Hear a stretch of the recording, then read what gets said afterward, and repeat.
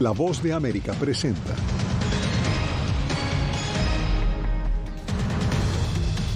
Estados Unidos anuncia que más sanciones vienen en camino contra funcionarios guatemaltecos. En el país se agrava la crisis política.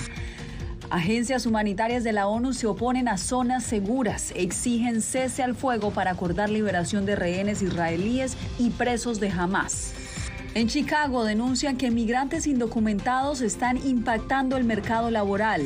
Y bajo la administración de Daniel Ortega, periodistas nicaragüenses reciben entrenamiento ruso.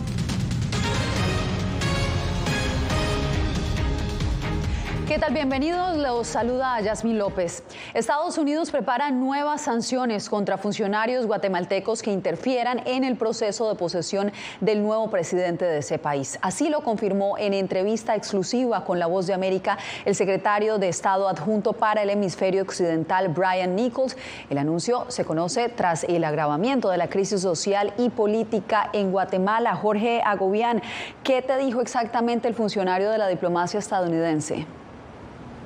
Yasmín mostró una gran preocupación por el deterioro de las instituciones democráticas en Guatemala, pero también la determinación que tiene el gobierno de Estados Unidos para imponer sanciones inminentes a funcionarios que señalan de tratar de obstaculizar ese proceso de transición democrática de poder en el país. Nichols también nos adelantó que tienen identificados a los posibles sancionados.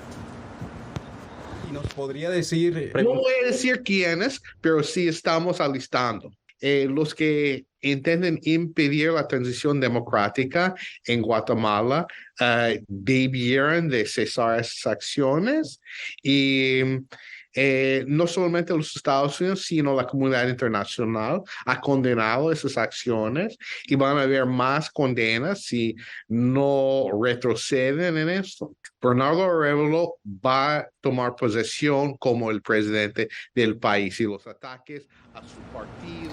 Hay que destacar, a finales de octubre ya la Casa Blanca había impuesto restricciones de viaje a más de una decena de funcionarios guatemaltecos acusados por Washington de socavar la democracia en ese país. Entre ellos estaba la fiscal general de Guatemala, Consuelo Porras, quien supuestamente estaría detrás de los intentos para que el presidente electo Arévalo no llegue al poder.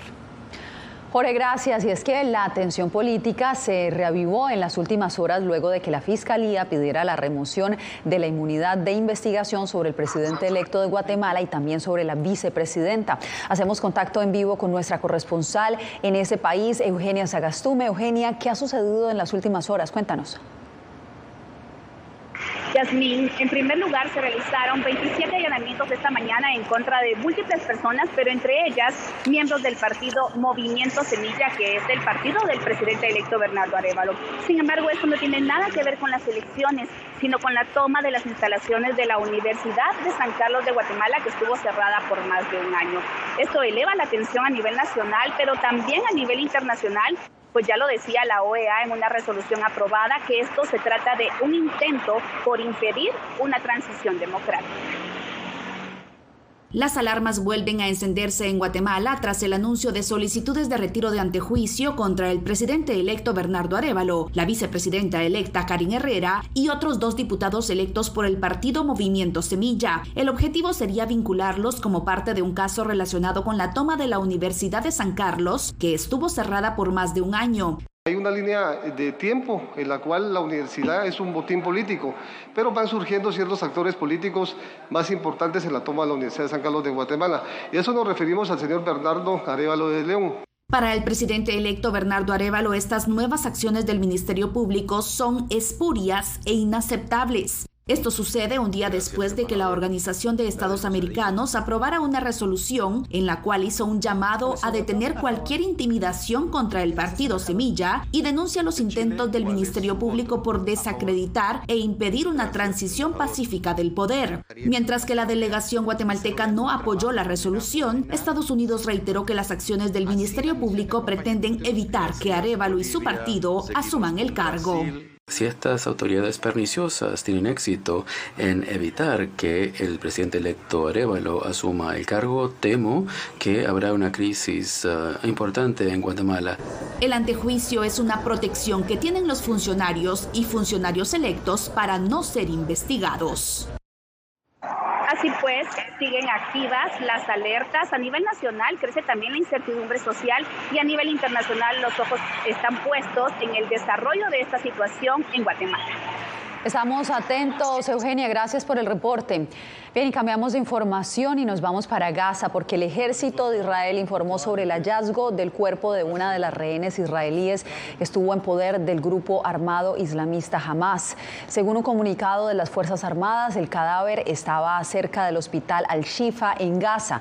Según el reporte militar, se trataría de Judith Weiss, una mujer de 65 años de edad, quien fue tomada como rehén el 7 de octubre por Hamas. Su esposo, Shamuel, murió ese mismo día en el ataque. Y hechos como este dificultan aún más las negociaciones que se adelantan entre Israel y Hamas a instancias de Qatar y Egipto. Lo poco que ha trascendido refleja la complejidad del proceso. Alejandro Ernesto nos envía el reporte desde Jerusalén. No se ha llegado a un acuerdo para la liberación de rehenes y aunque el panorama luce complicado, Hamas considera que los diálogos no han fracasado. Según versiones de prensa, los puntos de la negociación que median Qatar y Egipto incluyen la liberación de 50 rehenes israelíes y presos palestinos que se encuentran en cárceles de Israel, además de un alto el fuego de entre 3 y 5 días y la entrada de ayuda humanitaria a Gaza. Israel no se ha pronunciado al respecto, pero sigue rechazando el establecimiento de un alto el fuego sin la liberación de todos los rehenes en poder de Hamas. Las negociaciones para alcanzar un cese del fuego y la liberación de los cautivos de la ocupación han estado en curso desde los primeros días con una mediación catarí y a veces con participación egipcia. Hasta ahora no hemos llegado a un acuerdo respecto sobre el cese del fuego, incluso con fines humanitarios. Pese a ello, Hamas, que en 2006 como partido político ganó las elecciones en Gaza y que desde 1997 integra la lista de grupos terroristas de Estados Unidos, asegura que los diálogos no han fracasado. Por su parte, el presidente Biden reiteró su postura frente a una solución de fondo para el conflicto. Esto no va a terminar hasta que haya una solución de 2 estados. Deje claro a los israelíes que ocupar y mantener Gaza es un gran error. Eso no va a funcionar. Israel, que ha rechazado repetidamente la instauración de un cese del fuego, busca la creación de zonas seguras en Gaza, propuesta que no ha tenido eco ni ante sus aliados ni ante las agencias humanitarias de la ONU. Sin las condiciones adecuadas, concentrar a los civiles en este tipo de zonas en el contexto de hostilidades activas puede aumentar el riesgo de ataques y consecuencias adicionales.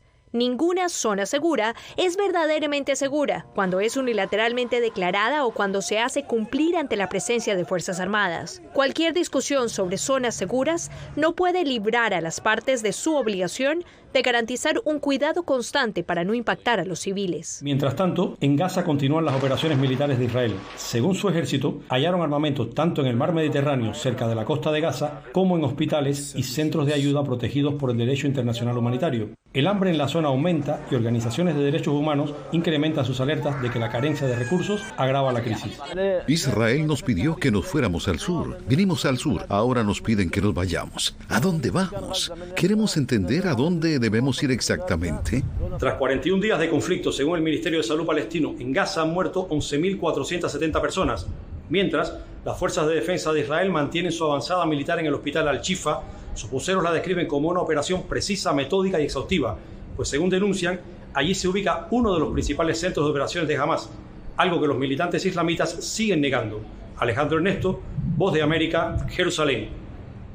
Entre tanto, aquí en Estados Unidos, en un hecho simbólico, decenas de bolsas para disponer de cuerpos humanos sin vida fueron desplegadas frente a la Casa Blanca. Un grupo de manifestantes quiso protestar de esta forma para representar cuerpos de miles de palestinos que han muerto desde que comenzó la guerra entre Israel y Hamas.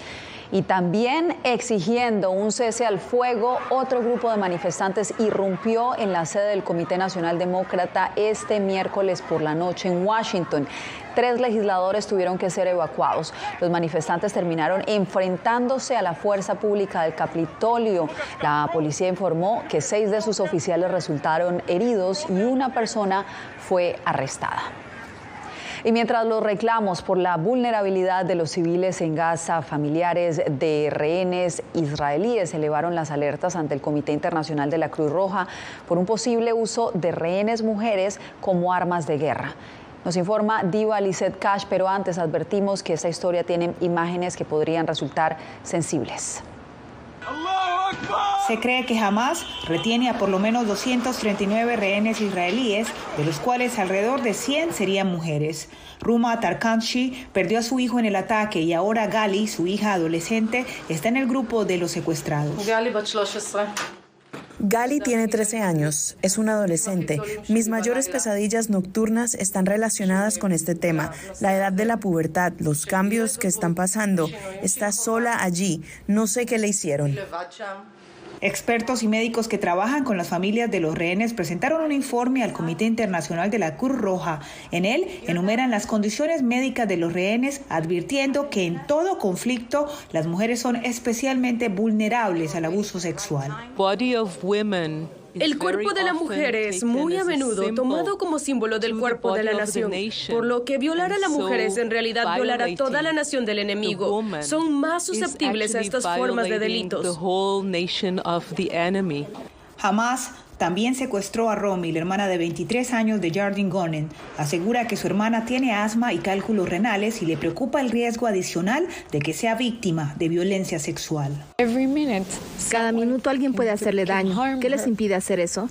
Ya sabes, lo hicieron el 7 de octubre sobre muchas mujeres.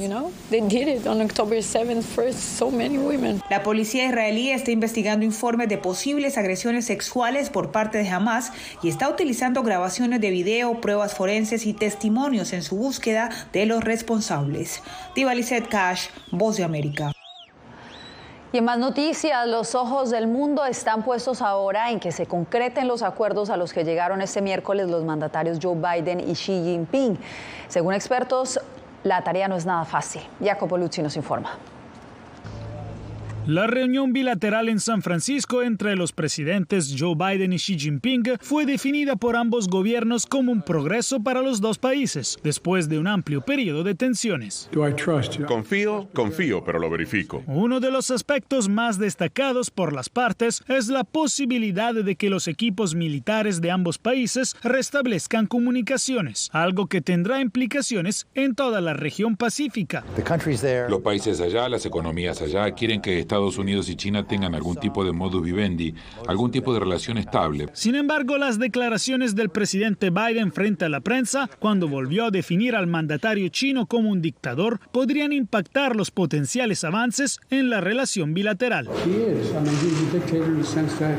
Aún así, los expertos consultados por La Voz de América resaltan la trascendencia del encuentro, incluso para los países más impactados por la crisis del fentanilo. Xi Jinping prometió que China limitará la exportación de los precursores químicos que sirven para producir el fentanilo, algo que podría dificultar el tráfico desde México, según Diego Batisteza, profesor de la Universidad de Carlos III de Madrid. Seguramente atacar desde la base, o sea, los elementos de producción del fentanilo, es una de las puertas que Estados Unidos tiene que tocar para frenar esta crisis. Este viernes, Biden se reunirá también con su par mexicano, Andrés Manuel López Obrador. El fentanilo, la crisis migratoria y la lucha contra el narcotráfico son temas cruciales de las negociaciones, con AMLO que podría pedir a Biden: ayúdame sobre el tema migratorio y yo haré todo lo posible sobre el tema del fentanilo. Jacopo Luzzi, Voz de América. En San Francisco, nuestro colaborador de la agencia de prensa asociada, Philip Crowder, sigue paso a paso el desarrollo de la cumbre del APEC. Nos reporta sobre las expectativas y perspectivas de los acuerdos a los que llegaron los 21 mandatarios de las naciones de la región Asia-Pacífico. Veamos. El evento principal en realidad es este. Miles de delegados, líderes mundiales, directores ejecutivos, la mayoría de ellos han recibido aliviados las conclusiones del encuentro entre el presidente de Estados Unidos, Joe Biden, y el de China, Xi Jinping. Una relación con canales de comunicación en temas cruciales, aseguran los asistentes, al menos ofrece un panorama más atractivo y seguro para expandir el comercio y la cooperación internacional. Biden dijo a los delegados en la fiesta de bienvenida al evento que los desafíos actuales no se parecen a los que han enfrentado otros líderes de la APEC en el pasado. El mandatario resaltó que los desafíos y oportunidades que representan la inteligencia artificial, la obligación de reducir las emisiones de carbono y la necesidad de hacer más efectivas las cadenas de suministro para que sean más resistentes y seguras frente a amenazas como los desastres naturales y las pandemias.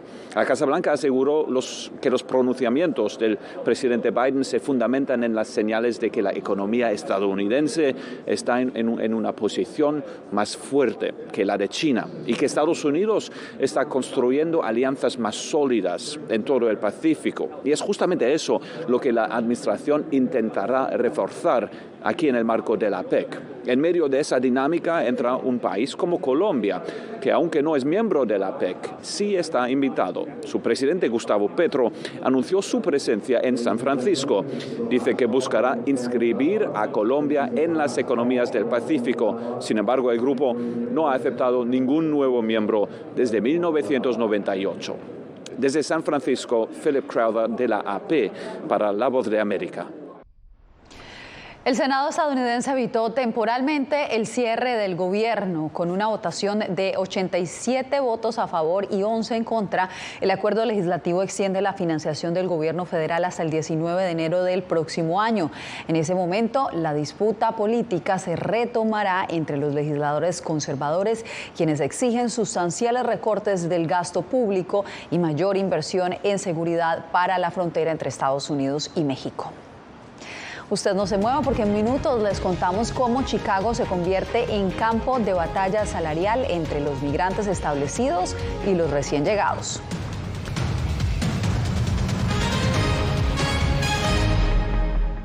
Soy Gonzalo Abarca, presentador de La Voz de América. Cada semana, desde nuestro programa Foro, programa de análisis y debate, vamos más allá de la noticia, con los temas de interés que ocurren en Estados Unidos e impactan en toda la región. Desde La Voz de América, tengo el privilegio de moderar debates y confrontar ideas diferentes. Así nuestra audiencia se puede formar su libre opinión y tomar sus decisiones bien informadas. Porque en La Voz de América, la prensa libre importa. El crimen organizado asesinaba a los chicos y luego cremaba los cuerpos. Periodismo, la prensa libre importa, una coproducción de La Voz de América y Latina. Así que es complicado hablar acá de libertad de expresión. Disponible en vozdeamerica.com. Soy Diva Lizette Cash, periodista y presentadora de La Voz de América. Ir más allá de la noticia, escuchar las voces de las minorías y de las comunidades más vulnerables para informar sobre sus necesidades y logros es mi pasión. Se ven obligadas. Desde Washington, visibilizar la diversidad étnica de Estados Unidos y de la comunidad hispana es parte de una pasión que compartimos en La Voz de América, donde la prensa libre importa. Que empiecen a callar a periodistas, que empiecen a callar medios. Periodismo, la prensa libre importa. Una producción especial de La Voz de América. Porque al final lo que está en juego no solo medios de comunicación, sino la democracia de un país. Disponible en vozdeamerica.com.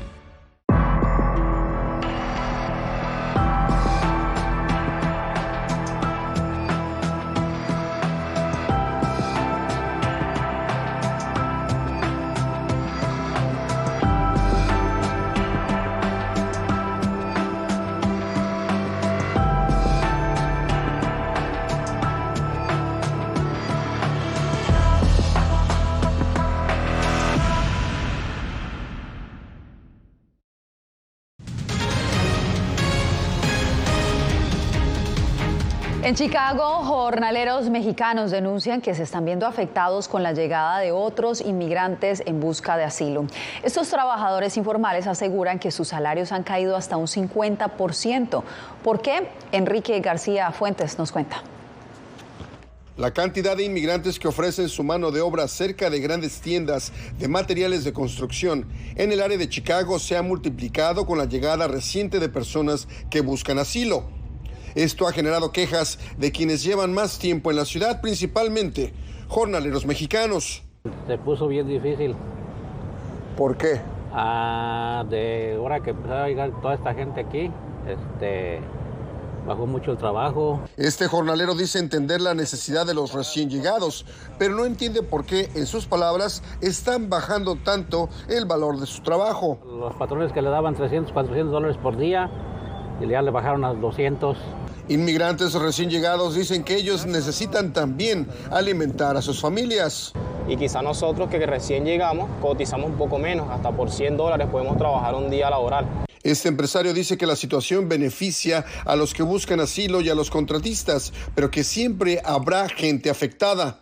En mano de obra que invertías, por decir así, 300, ahora podías invertir 200. Entonces puedes darle al cliente un mejor precio. Los que ya están aquí, pues naturalmente que un corte de salario no ayuda. Estadísticas del gobierno de la ciudad indican que a Chicago han llegado más de 20,000 inmigrantes en busca de asilo. Y eso preocupa a los jornaleros ya existentes porque temen que sus salarios caigan aún más. En Chicago, Enrique García Fuentes, Voz de América. Pasamos a Nicaragua, donde periodistas critican al gobierno de Daniel Ortega por firmar un memorando de entendimiento con la cadena de televisión rusa RT. Donaldo Hernández nos preparó el siguiente informe. Medios de comunicación rusos se encuentran en Nicaragua capacitando a periodistas del gobierno de Daniel Ortega. Aseguran que el propósito es combatir las supuestas noticias falsas. En Nicaragua yo veo, tantas noticias falsas. Además de combatir los supuestos bulos, los rusos quieren posicionar el mensaje del gobierno a través del amplio aparato mediático. Tanto de la radio como de los medios audiovisuales, las cosas digitales, redes sociales. La administración de Daniel Ortega ha denunciado ser víctima de la desinformación de medios occidentales y por esa razón ha firmado alianzas con medios estatales de Rusia y China. Rusia y Nicaragua, siempre unidos y hermanados por más victorias y siempre más allá. Es preocupante porque nos acusan a nosotros de promover desde los medios independientes noticias falsas. El periodista Héctor Rosales, jefe de información del medio independiente Nicaragua Actual, denuncia que la intención del gobierno es invisibilizar la crisis sociopolítica. No quiere que a nivel internacional se sepa qué es lo que verdaderamente ocurre en nuestra Nicaragua. Como sabemos que en Nicaragua no hay periodismo independiente, no hay una prensa independiente y los medios que han quedado están callados, están silenciados. Mientras el gobierno nicaragüense fortalece sus lazos con medios rusos y chinos, 223 periodistas han sido forzados al exilio, según el Observatorio Latinoamericano Voces del Sur. Donaldo Hernández, Voz de América. Como un héroe fue galardonado un joven colombiano de 14 años por las Naciones Unidas. Al volver les contamos su historia.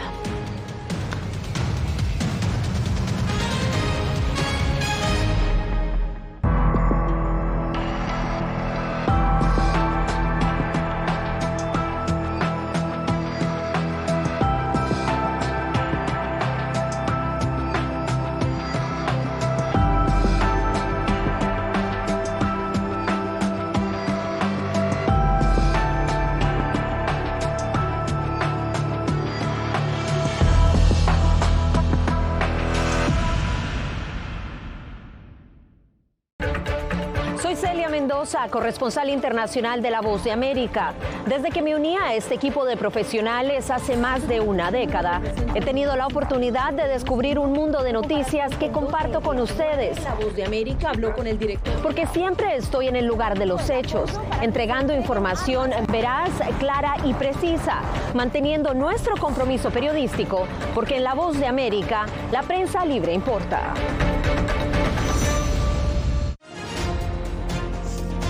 Actualidad. Que la inteligencia artificial va a estar presente en nuestro día a día. Intentan sacarse de encima a trabajadores. Análisis. El cambio climático está teniendo muchísimos impactos. Que afecta siempre a los más vulnerables. La región necesita ayuda. Debate. Proteger a las escuelas con armamentos. Es una total ridícula, es algo inverosímil. Con la información más allá de los titulares. Todas las semanas por La Voz de América. Desde Washington, les saluda Gonzalo Abarca. Hola. Hola, soy Oscar Ortiz Barahona, corresponsal La Voz de América. Ser La Voz de América desde Honduras me permite conectarme con todos ustedes, nuestras audiencias en todos los países del continente, ofreciendo información veraz sobre los temas que más te impactan. Honduras y los Estados Unidos han ejercido labores humanitarias en 40 viviendas. Desde perspectivas humanas y con base en hechos, te informamos para que seas tú quien formes tu propia opinión, porque La Voz de América, la prensa libre, importa.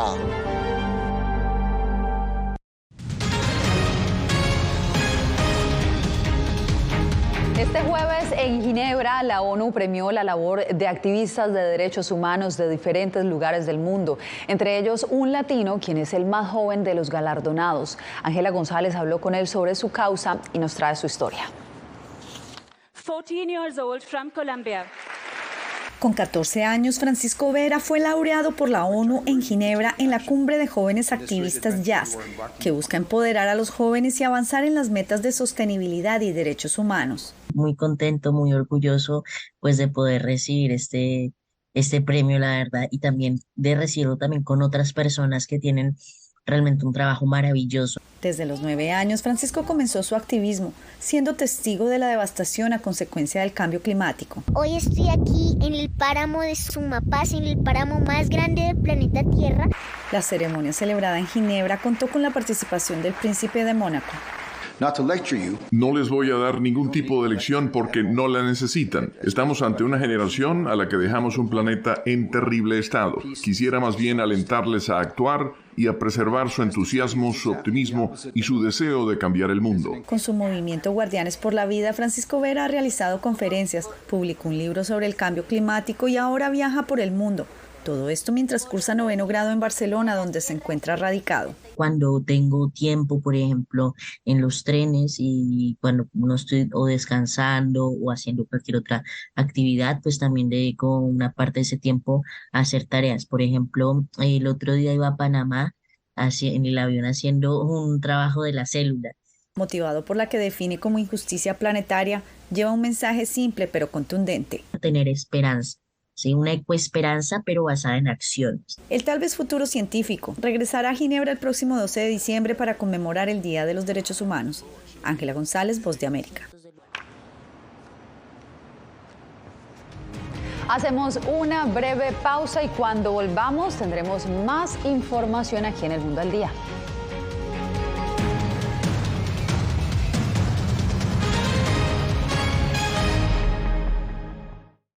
Hola, soy Natalí Salas Guaitero, conductora de La Voz de América. Desde pequeña desarrollé un gran deseo por darle voz a aquellos que son invisibles por una u otra razón. Ya ha sido reforzada. Me enorgullece ser parte de La Voz de América, un equipo en el que la ética y la búsqueda de la verdad siempre son el norte. Desde Washington les informó Natalí Salas Guaitero. Ser periodista es una gran responsabilidad porque somos defensores de principios de libertad y para mantenerlos, la prensa libre importa.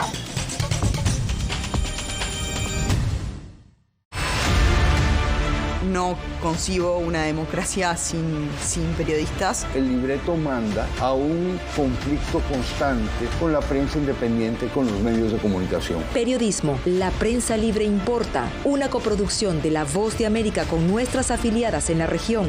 Se ejerció esta profesión con mucho miedo. ¿Cuántos periodistas van muertos ya? Por decir la verdad. Disponible en vozdeamerica.com.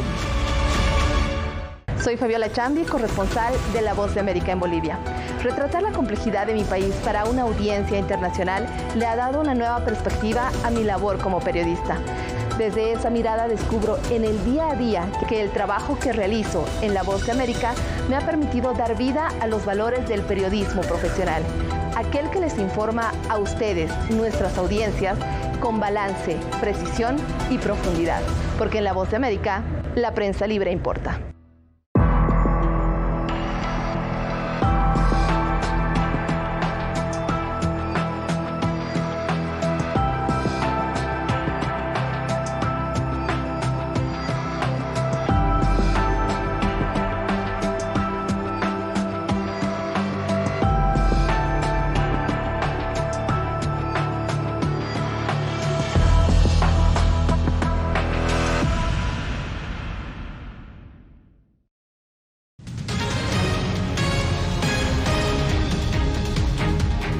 La diplomacia china de pandas parece que revivió tras la cumbre de Xi Jinping con el presidente Joe Biden. A una semana de que el Zoológico Nacional de Washington despidiera a su adorable trío de pandas gigantes que regresaron a China, ese país abrió nuevamente la puerta de cooperación que les permitiría enviar a nuevos pandas aquí a Estados Unidos. Durante la cumbre de mandatarios, Xi Jinping aseguró que los pandas gigantes son enviados de amistad entre los pueblos chino y estadounidense. Así que con estas imágenes nos despedimos por hoy. Les informó Yasmín López. Nos vemos en una nueva emisión mañana.